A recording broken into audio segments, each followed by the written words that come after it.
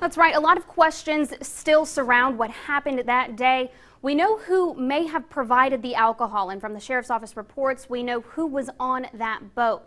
What we don't know is who was driving and why no one was breathalyzed. 6 people were on the boat when it crashed in Archers Creek. 5 made it ashore alive. 19-year-old Mallory Beach did not. Clearly, one of them was driving. The question is, who? A Port Royal police report states an officer observed all 5 were grossly intoxicated. Beaufort County deputies eventually determined one of 2 boys were driving, Paul Murdoch or Connor Cook.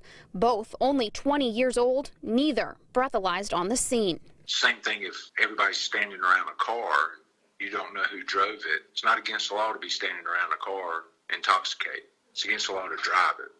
Until you can prove who was driving it, you have probable cause to test them if they were driving under the influence.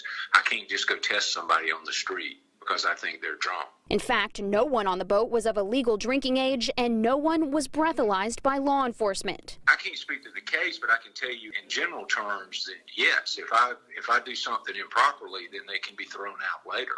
Why would I do something that could possibly hurt my case as opposed to help it? One of the boys, Paul Murdoch's grandfather, used to be the 14th Circuit solicitor covering the area. His grandfather and father have a family law firm and still try cases in the circuit.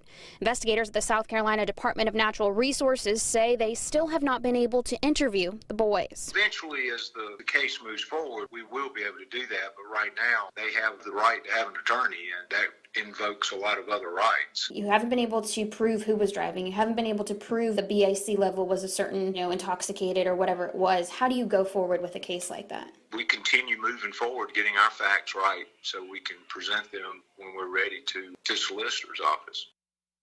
Now, the 14th Circuit solicitor has asked to be recused from the case, stating 2 of the accident victims are related to employees in his office. The South Carolina DNR says once they've completed the investigation, they will make any appropriate charges. The family's law firm did not return our phone call. Stassi Olmos, WSAV News 3.